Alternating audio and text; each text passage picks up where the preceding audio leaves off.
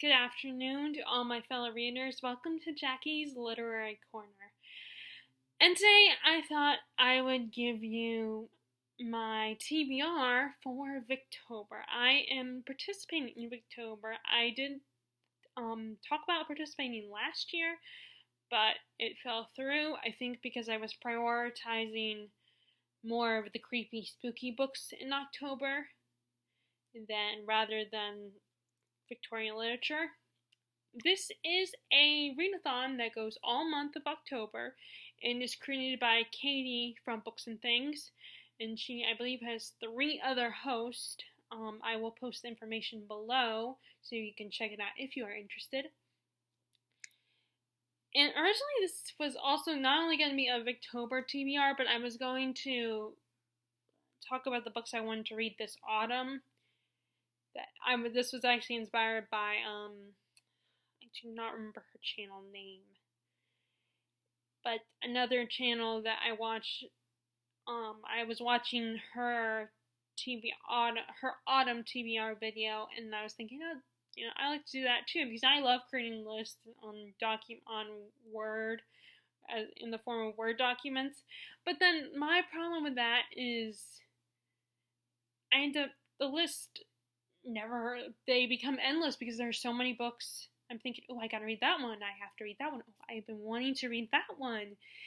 And it ends up being like, I try to limit myself to 10, and then I'm like, I'll just limit myself to 20, and then I'll do 5 more, so it'll be 25, and it keeps going because there's so many books. I'm thinking, I want to read that book. And then the other problem is a lot of them are the bigger books that I know will take me more than a few months to read. So I still don't know if I'm going to actually do a documented list of autumn reads. I need to try to limit myself, but I'm not very good at that. But until then, this is just my Victober TBR that I plan to read.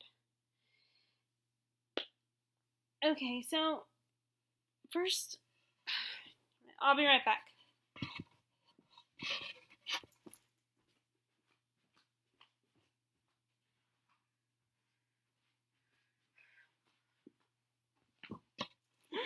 Damn it.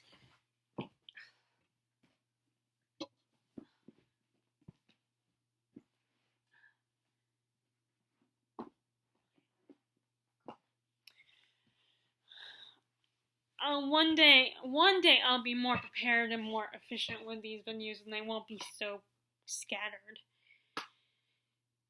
I filmed my introduction 4 or 5 times because I kept stumbling on my words. But this, I of course wrote down the information. So the Katie and the other hosts, they each have a challenge that they offer you to meet in case you can't decide which works of Victorian literature you want to read. And they also have a group read. Okay, so first challenge is created by Ange. I don't remember her channel name. Her challenge is read a book by a female author, and there's a bonus to this challenge, is a new to you female author. So this is my first time doing this, and I really haven't read a lot of Victorian literature. I don't think I've really read any Victorian. Well, no. I did read Charles Dickens' A Tale of Two Cities and A Christmas Carol. So, but other than that, I haven't really read much Victorian literature. I started reading this book that I'm going to use for this month, for this challenge, and that is Minim Arch by George Eliot. As you can see, I've read it. I've read book 1 twice now, and I am still intrigued by it. I still want to read it, and I still like the story. I'm still engaged, but apparently not engaged enough. And it's one of those books it's a kind of slice of life, and I don't always like those, but I like the historical fiction versions of slice of life stories. Like A Tree Grows in Brooklyn, I really enjoyed that. I don't like the 20th century versions of 21st century versions of slice of life. I have some pages dog-eared, I guess, because there's probably an important quote or something on there. But I became interested in this book because Jen from Insert Literary Pun did a couple years ago. She did a read through, where she read the book in March, play on the title, and talked about the book. And actually, Katie herself is doing one for Bleak House. And just the way she spoke about the book it made me very intrigued and interested in reading it. And I liked what I read so far. But like I said, it's one of those books that's not always the most thrilling and exciting. It's really about people's lives.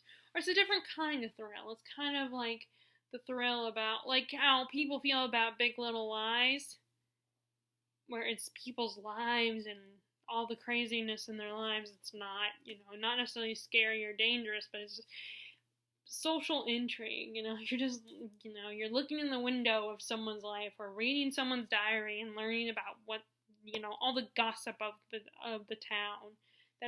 This is like the historical version of that. I mean, I don't know, but that's the impression I get so far. So I'm doing this. So this is for the challenge of read a book by a female author. And yes, even though her name is George, the actress who played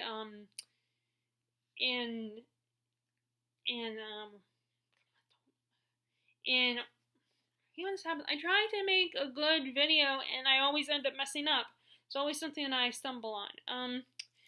Narnia, Lion, the Witch, and the Wardrobe. The little girl, the youngest one. The actress who plays her name is Georgie Henley. So, but I think this is the case of she had to she changed her name made her name into George, because of course this is published during the time when women couldn't write a lot, or they could write but they wouldn't get published. Okay, so challenge number 2 is I don't know who's challenge. Like I said, don't worry, I will post the information. Is reread a Victorian novel. I don't know, like I said, I don't know who's challenge. And I could do A Tale of Two Cities for this one, but I want to read other Dickens works, because I haven't yet, so I'm not doing this challenge. The next challenge is read one that is I know for a fact this is Katie's challenge. And I want to say that's Kate Howe's challenge is the reread. Because I think the next one after the one I'm currently going to tell you about is Lucy's challenge. But Katie's challenge is read one that is under 250 and or over 500 pages. In each of their announcement videos, they offer suggestions for what you can read, and a suggestion for this challenge for at least the 250 pages, because you can read either 250 page novel or you can read a 500 page, over 500 pages, or you can do both. One of the suggestions was the group book, and the group book is actually it's in a book form, but it's actually a play or 2 plays. And that is the plays by Oscar Wilde, actually. The Importance of Being Earnest, and that's through the 1st through the 6th, so in the beginning of the month. And then A Woman of No Importance is the 14th through the 21st. And I actually, yesterday when I got the opportunity to go to Gibbons bookstore, or the roast office, I went ahead to see if there were any Victorian works there, and I saw this, and this is a collection of Oscar Wilde's plays, including The Importance of Being Earnest, and also A Woman of No Importance is in here, and it is as well. So that made me very happy. And this probably will be a lot easier to read than Shakespeare. At least for me, who doesn't read a lot of Shakespeare. I mean, the only time I've read Shakespeare was in class. And I've only read 3. So this, I imagine, will be a lot easier because it's a lot closer to modern English. So it will be a little easier to read these plays than Romeo and Juliet or Julius Caesar or Hamlet or Macbeth or any of those plays. And yes, I know I shouldn't have said Macbeth twice, but you know what? I'm not in theater, and I think it only is bad luck if you say it when you're in a theater. So I think you could say it in daily life. If you're a theater person, you'll know why I say that. So I also got that. So I'm gonna also read those. And then the other, and like I said, I think this is Lucy's challenge. Which is read an underrated Victorian novel from the same year as your favorite Victorian novel. I'm not doing that challenge. Well, I guess I could pick, like, because I would say as of right now, well, which means, actually I was wrong here, I have read at least 2 Victorian novels in my lifetime. 2 times. I could find one that was written the same year as Jane Eyre, because that is my favorite, and I no longer have that book, actually, because I gave it to my cousin, and I have not asked for it back. So I guess, I could do that, but then I have to look for it the next time I go to the library, which will be on the 12th of this month. So I could, but although I would actually not, I'd probably wait until not this visit to the library, but that visit after. I will probably do it if I wanted to find one, but I would have to find one. I have to figure out which. So I mean, I could start now because these books are not short. Okay, so and then the general challenge of this readathon is read a book by candlelight, so that you can really feel Victorian. Now that doesn't mean you have to read a whole book by candlelight. I mean, some of these books, like Middlemarch. Look how long. I would not read this whole book by candlelight. There's no way.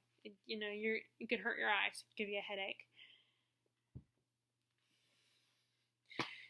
And I'm probably not going to do that challenge because, then my mom's going to ask me what I'm doing, and I would have to read downstairs because there's no way she would let me use a candle up here. Because she wouldn't trust me that I won't burn down the house or something, or at least burn something in my room.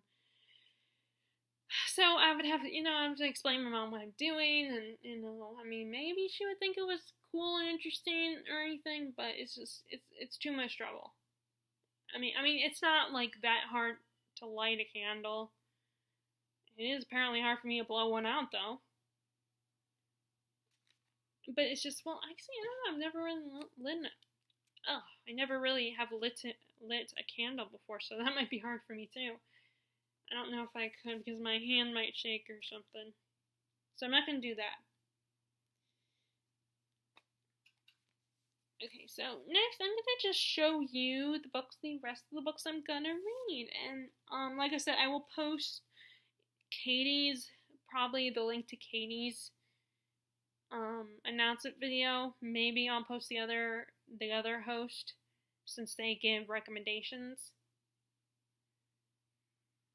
So, like I said, I'm going to read the 2 Oscar Wilde plays, which was the group read. And I will be reading and like I said, I will also be reading Middlemarch for the first challenge. So this will be for the challenge of reading a book that is a Victorian book that's 250 pages. This might be longer though because it's 2 plays and this will probably be longer. Yeah, because it's in the 300 mark, counting the notes at the end. It's in the 360. But I mean, it's not. It's just the plays themselves are probably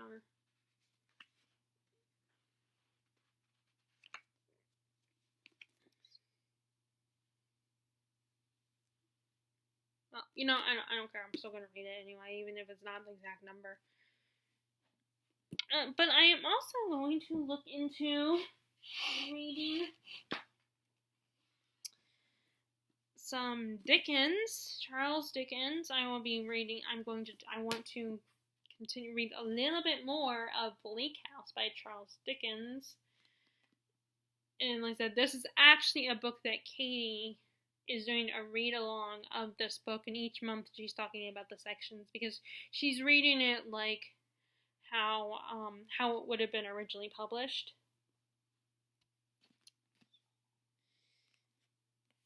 So I'm gonna do that, and I can't remember who it was, which of the hosts had talked about this, but one of the hosts was talking about how this is her favorite Dickens novel. So, and it's not as long as Bleak House, so I'm going to go ahead and include this. Which, if I remember correctly, this is the one about the young man named Pip who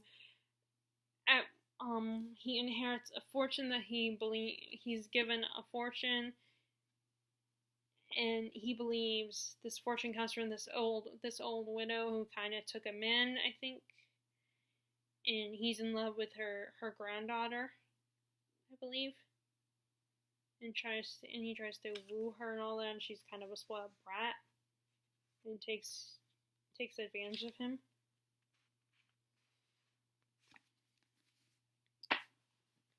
And then I also, so again, this is a reference to Katie.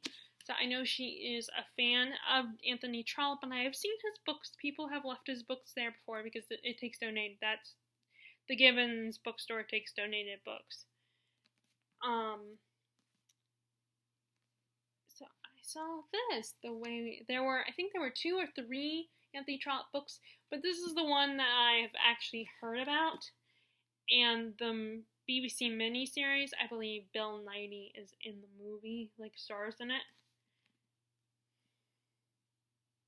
And I remember thinking this was a very interesting title, The Way We Live Now.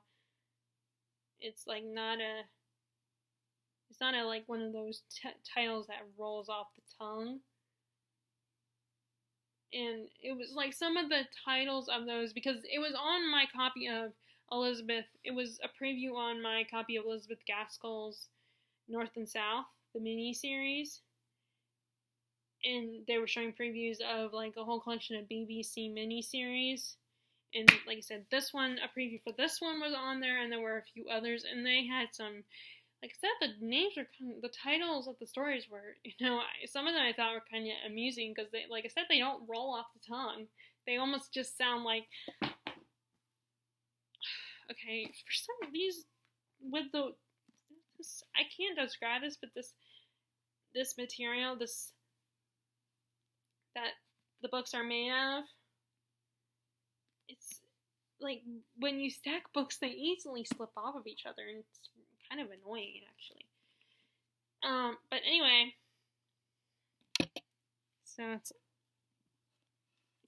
it was just kind of, I found some of these titles interesting, so it was definitely a title I remembered, one that stood out to me, so I saw it there, and I got it. I decided to get it. I decided to pick this one out. And I did read a couple sentences on the back description, and some of the key words were social and political corruption. Oh, and financial corruption, too. And I love it. I don't like today's politics. I don't care about the James Patterson novel he wrote with Bill Clinton about the president is missing. I don't care about that. I don't want to read a book about today's politics, but I love historical politics, especially like back in the day, like 1800s or early 20th century politics. I find that intrigue really interesting. So I don't know if I'll get around to this one or not. I have this weird pet peeve about reading. I don't like to read books that I just bought like right after I buy them. I like to wait and savor the fact that they're on my shelf. So that is what's going on with those are the books that I will be checking out in Victober. If you are participating in Victober this year, feel free to share it in the comments below. And if you enjoyed this video, like it and be sure to give a thumbs up and click subscribe if you haven't already. And I hope you're enjoying your reading. And I will talk to you later. Alright, bye!